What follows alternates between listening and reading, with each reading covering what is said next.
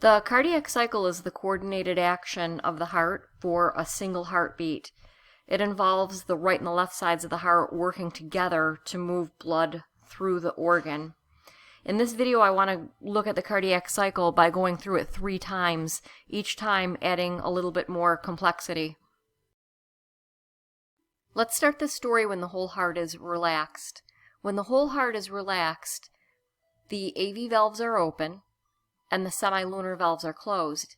And because there are no valves that guard the entrance to the atria, blood will flow into both the right and left atria. And because the AV valves are open, that blood will passively just go right down into the ventricles. The ventricles get about 70% full passively like this. But next what will happen is the atria will contract, and when the atria contract, it will top off the ventricles with that remaining 30%. Also, when the atria contract and push the blood into the ventricles, that's going to cause ventricular pressure to increase. And when ventricular pressure increases to above atrial pressure, that will cause the AV valves to close. At this point in time, all of the valves are closed. The AV valves are closed, the semilunar valves are closed, and we have a certain amount of blood that's trapped in the ventricles. Next, the atria will relax and the ventricles will start to contract. And you can imagine when the ventricles contract, because they're contracting on this set amount of blood that's trapped in the ventricles, that ventricular pressure starts to rise really rapidly. And when ventricular pressure exceeds blood vessel pressure, that will cause the semilunar valves to open, and some blood will be ejected from the ventricles. Not all of the blood gets ejected from the ventricles. A big percentage of it does. But as the ventricles contract and push blood into the much smaller blood vessels, you can imagine that that greatly increases the pressure in those blood vessels. And when the pressure in the blood vessels exceeds ventricular pressure, what will happen is the blood will back up, and that's going to force the semilunar valves to close. This is the second point in the cardiac cycle when all of the valves are closed. At this point, the AV valves are still closed, the semilunar valves are closed, and there's just a little bit of blood that remains in the ventricles that didn't get pushed out.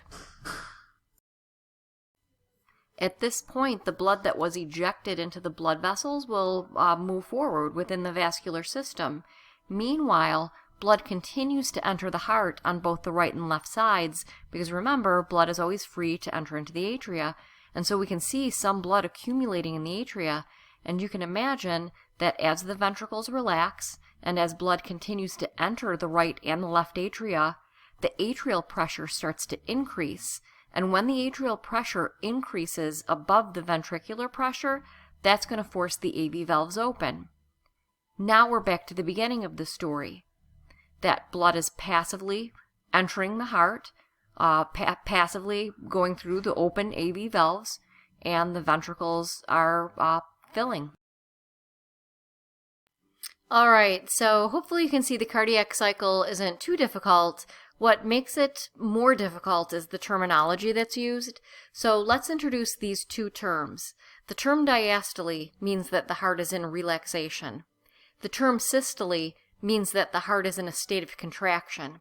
And to think about this for a second, remember, when we started the story, the whole heart was relaxed, or in other words, the whole heart was in diastole, and then what happened is the atria contracted, or in other words, there was atrial systole, and when the atria contracted, the ventricles were relaxed at that time, known as ventricular diastole. So during atrial systole, you have ventricular diastole, and then when the ventricles started to contract, or what we would call ventricular systole, remember the atria are starting to relax, that's atrial diastole. So let's take a look at the cardiac cycle again using these terms. So when the whole heart is in diastole, blood is entering into the right and the left atria, passing through the AV valves and passively filling the ventricles.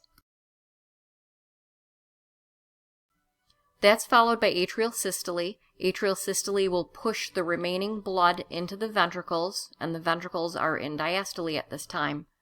When ventricular pressure increases above atrial pressure, That's going to close the AV valves.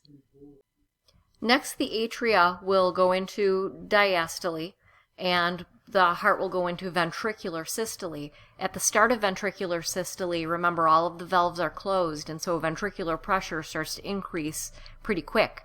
When ventricular pressure exceeds blood vessel pressure, that's going to open the semilunar valves, and some of the blood from the ventricles will be ejected into the blood vessels. Ventricular systole is followed by ventricular diastole, and so when the ventricles start to relax, pressure starts to decrease in the ventricles.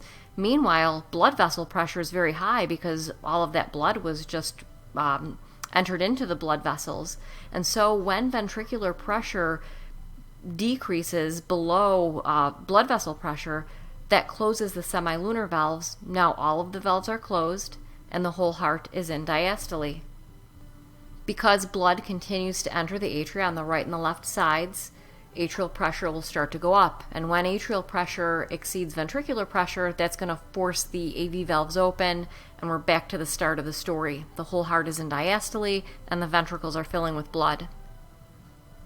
Okay, one last time. Let's go through the story one last time, and I'm going to add some additional terms. So when the whole heart is in diastole, blood is entering into the right and the left atria, passing through the AV valves and passively filling the ventricles. Next, atrial systole will push the remaining blood into the ventricles, and that's going to cause ventricular pressure to increase, and when ventricular pressure increases above atrial pressure, the AV valves close. Next will be ventricular systole. At the start of ventricular systole, all of the valves are closed. This initial period of ventricular systole is known as an isovolumetric contraction because the amount of blood is stable. That amount of blood is known as the end diastolic volume. As the ventricles contract against the end diastolic volume, that will increase ventricular pressure, and that's once ventricular pressure exceeds blood vessel pressure, the semilunar valves will open. A certain amount of the end diastolic volume will be ejected from the ventricles, not all of it, a lot of it. That volume that's ejected is known as the stroke volume. The stroke volume on the right is equal to the stroke volume on the left. Once the blood vessels receive that stroke volume, blood vessel pressure increases, and when blood vessel pressure increases above ventricular pressure, that will cause the semilunar valves to close. Now that the semilunar valves are closed, this represents the second point in time in the cardiac cycle where all of the valves are closed, and the whole heart is going into diastole. The amount of blood that is left in the ventricles is called the end systolic volume, because we're at the end of ventricular systole, so it's a little bit of blood. Ventricular pressure is decreasing because we're in ventricular diastole, but blood continues to enter the right and left atria because it continually enters the heart, and that's going to cause atrial pressure to increase. When atrial pressure exceeds ventricular pressure, that will force the AV valves open, and we're back to the beginning of the story, that the whole heart is in diastole, that the semilunar valves are closed, the AV valves are open, and blood's passively filling the ventricles.